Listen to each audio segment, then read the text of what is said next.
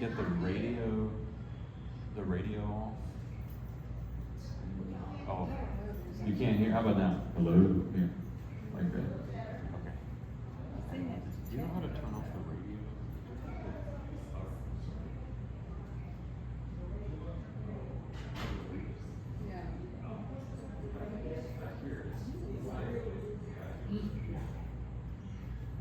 Sorry, so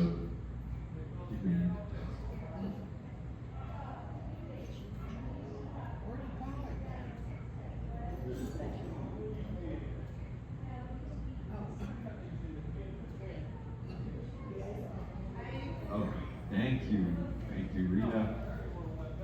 So, good afternoon. How's the volume now? Do you hear me up there, everybody?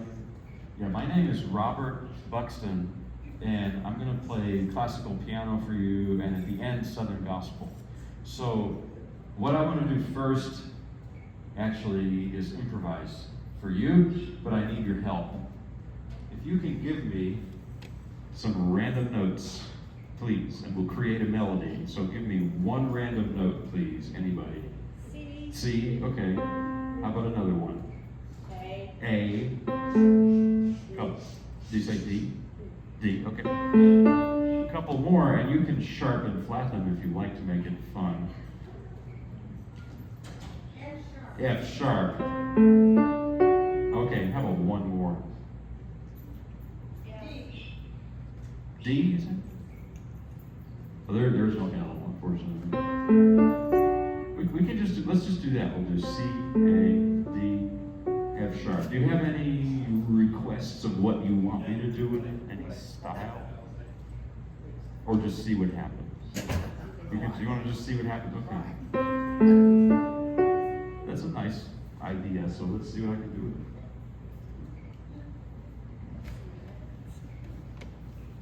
Again, we have C.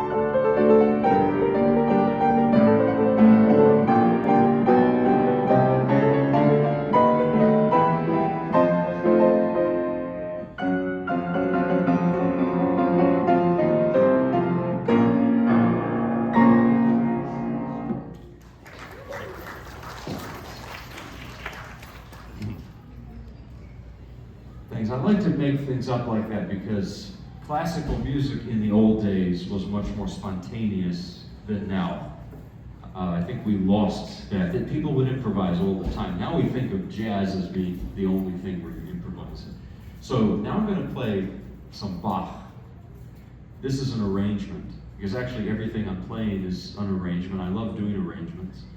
And this is the famous aria in D major by Bach. So Bach was a church organist his whole life, quite religious. He would write in Latin at the end of every piece he wrote. He would write dedicated solely to the glory of God. So he really was quite, spiritual. And there's a quote that I think of in this when I play this. It's by Karl Barth, who was a Swiss theologian.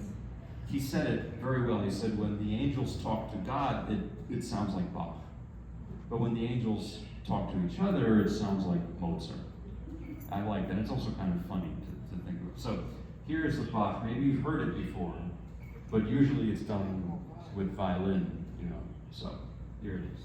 And it's very meditative, this piece. It's very meditative. It's like a hymn or something.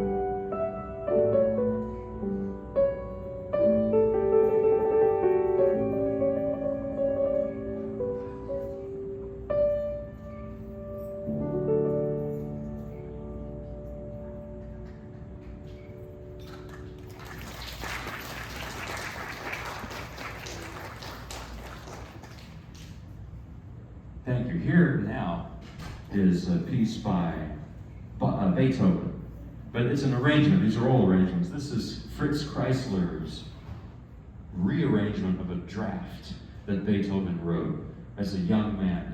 Are you Gina? Hi, Gina. Good to see you. Sorry, I was somewhere else. Oh, no problem. No problem. Good to see you. Yeah, I was here a few years ago during an ice storm. I don't know if you were around. Yeah, that was, or it wasn't an ice storm, but it was just obscenely cold that day. I remember it was just the worst cold, and then it got nice again. But yeah, thanks for having me. So this piece by Beethoven is called Rondino, on a theme by Beethoven. When he was 23 years old, he wrote this draft. He didn't finish it, so he left it in his desk drawer or something. And Kreisler, the violinist, many years later, 100 years later, he took it and he rearranged it into this piece. So what I hear is a young Beethoven who hasn't faced all the demons that he did in his later life, mainly losing his hearing. You know, Beethoven went deaf later in life. But at this point, it wasn't there. So this is a more innocent time for Beethoven. Here's the piece. It's a beautiful melodic piece by Beethoven, the Rondino, on a theme by Beethoven by Fritz Kreisler. It's an arrangement.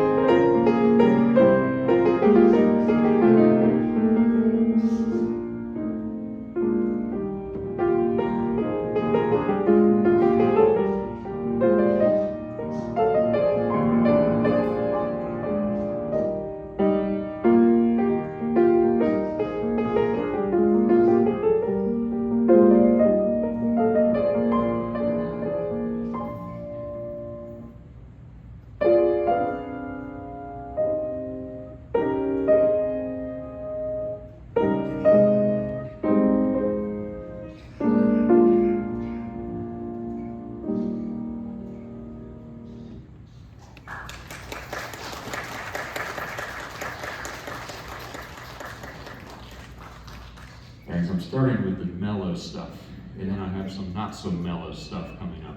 Can you get it a little louder? A little louder if I talk closer. Is that too much? Is it? So the parakeets there, it brings back some memories for me, because I used to have parakeets growing up, and I can't now because we have two cats. So, you know, that's not a good combination. the birds and the cats. So anyway, we have 2 cats and 2 kids. So it's a crazy house in a good way. It's a lot of commotion. But next I'm going to play a piece. It's a very short piece, and it's also in a similar mood. It's very mellow. This is Georges Bizet, who's a French composer, the Adagietto from L'Arlésienne, Suite Number 1. It's a fragment of a piece from a theater music, is what it is. And Bizet, we remember him for writing Carmen, the great opera, but he wrote lots of other pieces, like this. When I play this, I imagine that I'm inside of a Renoir painting or something. It's very French. You'll hear what I mean. So here it is. Georges Bizet.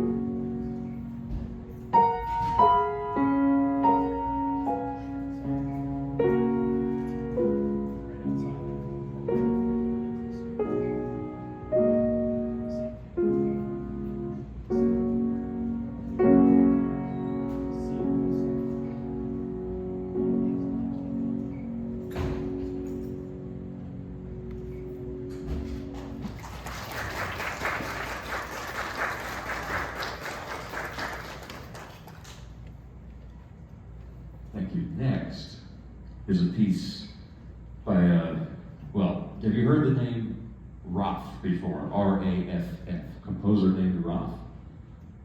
Anybody familiar? Really? Yeah. It's okay, neither have I. I mean, I hadn't heard of him until I learned this piece. So he's not a well-known guy. But he was very well-known when he was alive in the late 1800s. He was a Swiss composer. And really, it's too bad we've forgotten him because his music is so beautiful. This is the Cavatina, which means short song, by Raff. I hope you like it. I love this piece very much.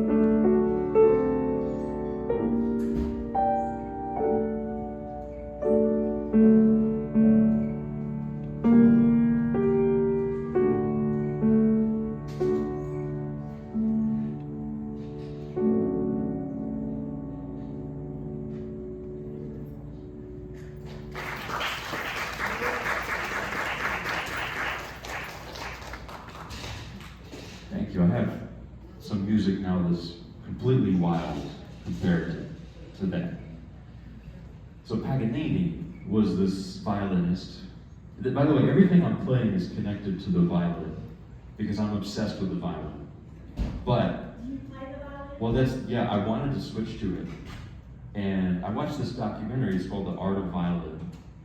And I was mesmerized. It's on YouTube, it's free. It's called The Art of Violin. If you use YouTube, just take a look. So I told my wife, who's also a pianist, and by the way, today's her birthday and our anniversary, so we planned it that way so we wouldn't forget, or at least I wouldn't forget. So my wife is a brilliant musician and person and everything. And I told her my plans. I said, I want to switch instruments. I want to play the violin. And she didn't say anything, but she gave me the look. You know the look. And she said, this is not a good idea. And explained that we had our first son. He was a couple months, and it was COVID had just started. So she said, it's not a good idea. So plan B, I found, was to do all these arrangements of violin pieces. So Paganini was this violinist. He lived in the late 1700s, early 1800s. He was a wild man. He was like a rock star today. Think of Jimi Hendrix or Keith Richards or something. He really was like that, even the way he looked. And he was very controversial because if you're used to Mozart, here's Mozart. I love Mozart, but if you have, and then suddenly you have, Paganini, it's a shock. The guy was out there. And somebody said he was like the Big Bang in music because everything was different after him. Many of the romantics, they idolized him because they said, Paganini, this guy we want to be like him, basically. Oh, yes. No, just don't film you. We just of course, yeah. So Liszt did arrangements. I played, maybe I did last time, the first one.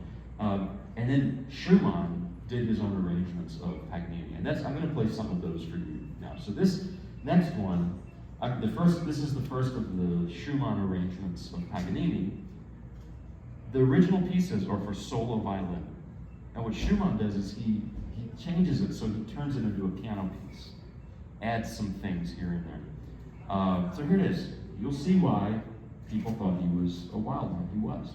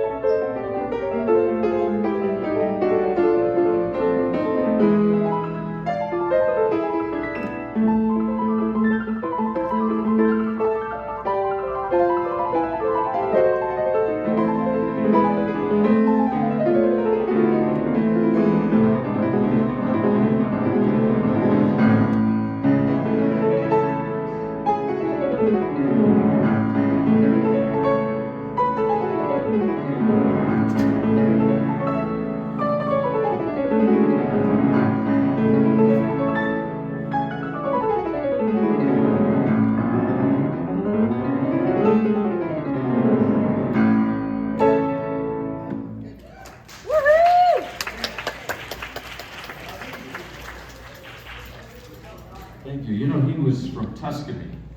And I went to Tuscany a few years ago, and I felt like that. I didn't understand why. It's because the coffee there is so cheap and so good that I've been drinking it all the time and felt like that. So that's my theory about why he was the way he was. The next piece is called The Hunt. Does anybody hunt around here? I mean, I personally don't, but I live in a rural area. I live outside Mebane. And so I know a lot of people who go hunting. And nowadays, you go to a Walmart and buy a duck whistle for that. But in those days, you would use a brass instrument like a French horn or something. And this piece is imitating that because you hear. That's the sound of hunting horns. And I guess they did two things. One was they would attract animals, I guess, and then the other was alert other hunters where they were, you know. So this is another Paganini piece arranged by Schumann called The Hunt.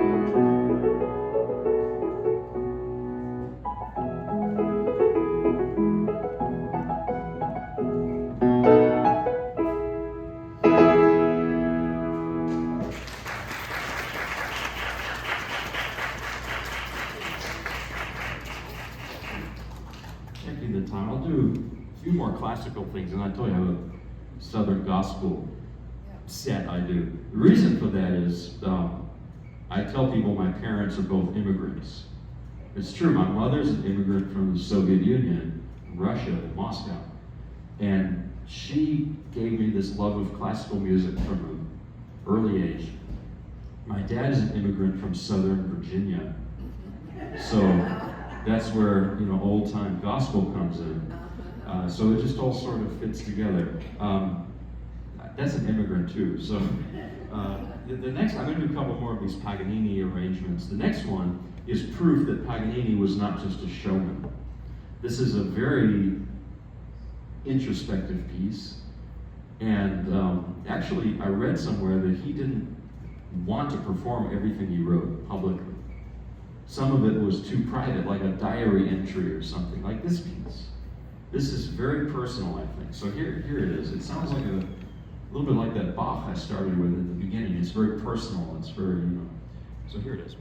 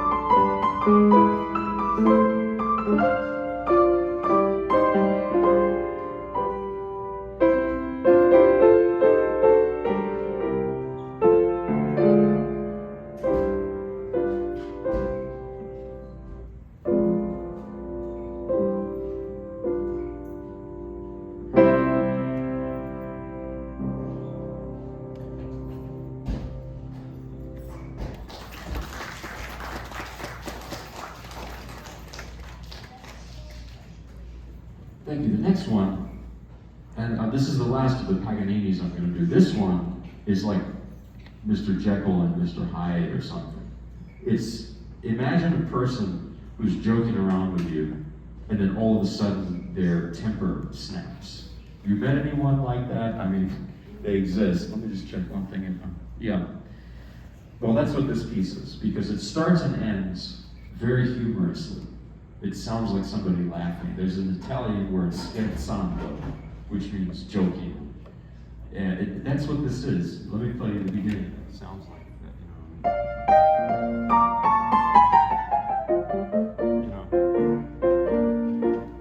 sounds like somebody laughing. But then in the middle, it's like he just gets angry or something,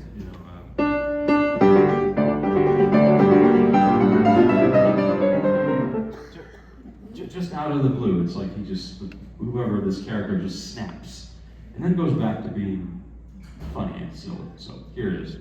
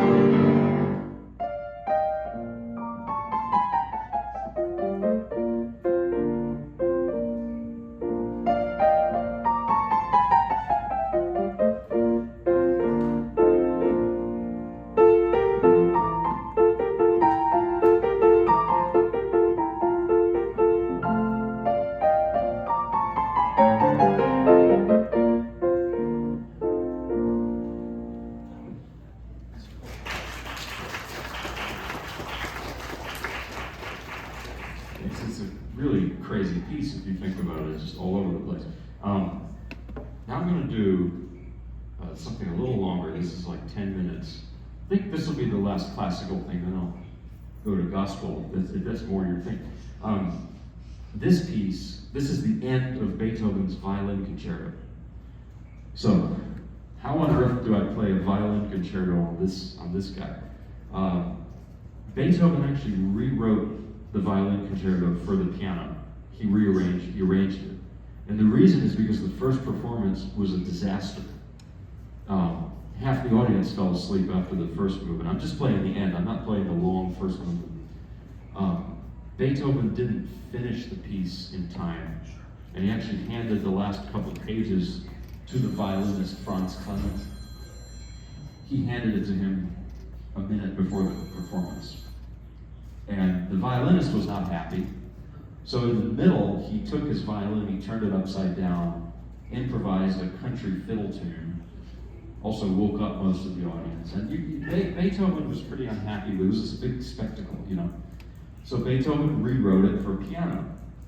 Nobody played the piece in either version for the rest of his life, but after he died, the violin concerto became loved, much loved. Today it is too, but we have this piano version, and it fits into my crazy plans to pretend to be a violinist, right? So this is the last movement. It's a joyful Ländler, which is a rustic country dance in 3, you know, 1, 2, 3, 1, 2, 3, 1. Why it's so joyful is interesting because Beethoven, this was 1806, he was losing his hearing at this time, and he knew it. And he told one of his brothers in a letter, it's called the Heiligenstadt Testimony. He told his brother, I don't want to live anymore. He was that down. But he somehow found the inspiration and the urge to keep going. We can all learn from that because Beethoven was a musician losing his hearing. Can you imagine? But he never stopped. And by the end of his life, he actually could hear music in his mind without hearing it at all. So where there's a will, there's a way. That's kind of the lesson here. So here's the Beethoven, and I just love it. It's uplifting.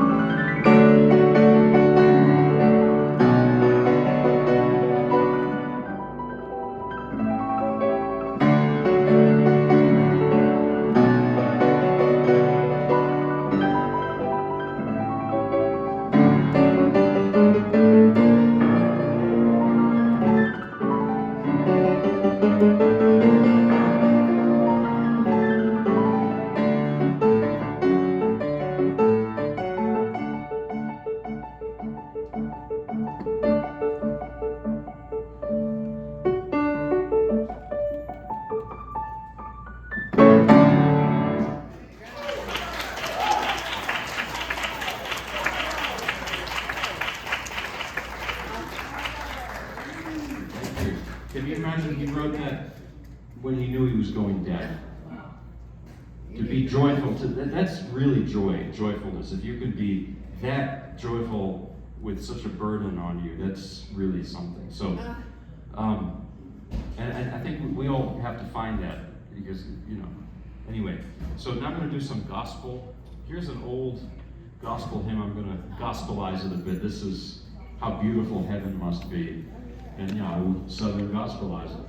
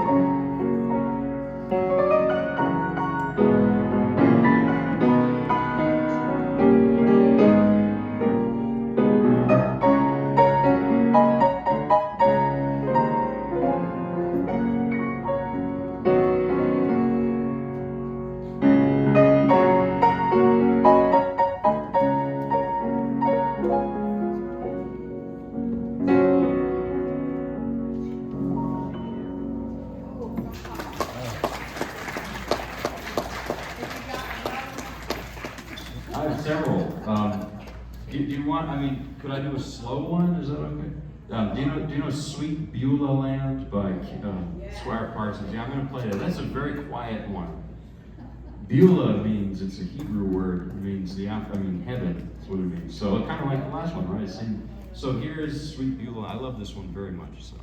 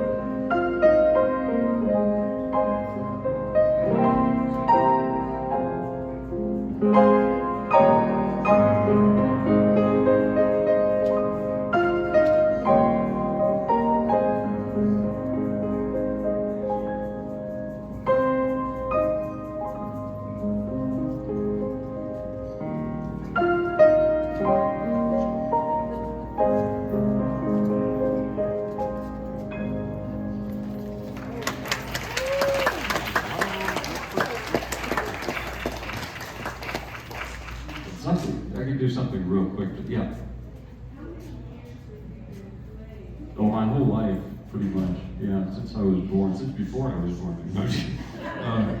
I could close with a spiritual called Woke Up This Morning, or I could do, I mean, you want to hear Old Rugged Cross, I could do that. I could do Amazing Grace and the Gospel stuff. Yeah, let's do, okay, I'll close with that. So again, thank you all so much for coming, for having me. It's been a lot of fun to see you all. Okay, I'll play it. Thank you. I'm going to do a real Southern Gospel style of Amazing Grace.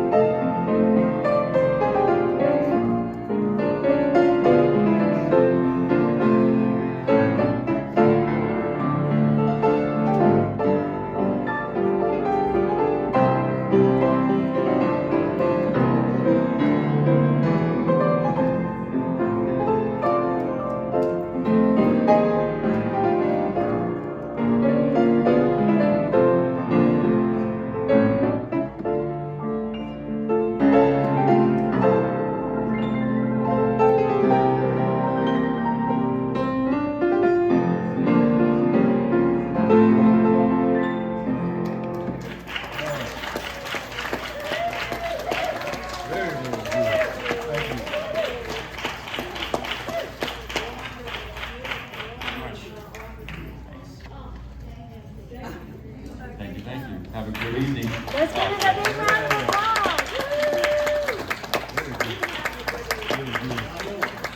And happy anniversary. Oh, yeah, thank you. Happy anniversary. Happy anniversary. Happy anniversary. Thank you. Oh, that's a good song.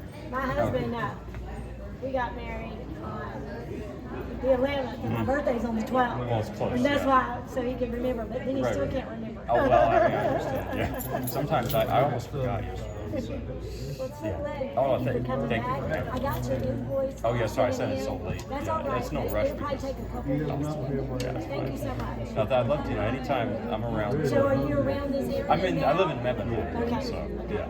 Greenville, we were there for a year, so, well, yeah. Good.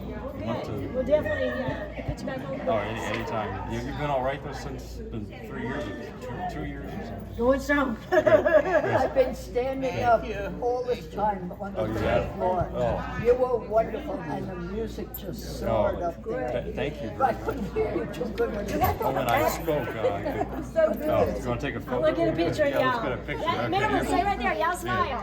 smile. Smile. 1, 2, 3. Thank you. Thank you. Wait, that's a video. Hold on a second. 1, 2, 3, picture. That's right. Cheese, piano. I love just watching the keys. Oh, I know it. And he enjoyed it so much. Yeah, just the fingers moving. I love Yeah, that. I was just listening. I was just watching those keys just move. I have my phone because I Yes.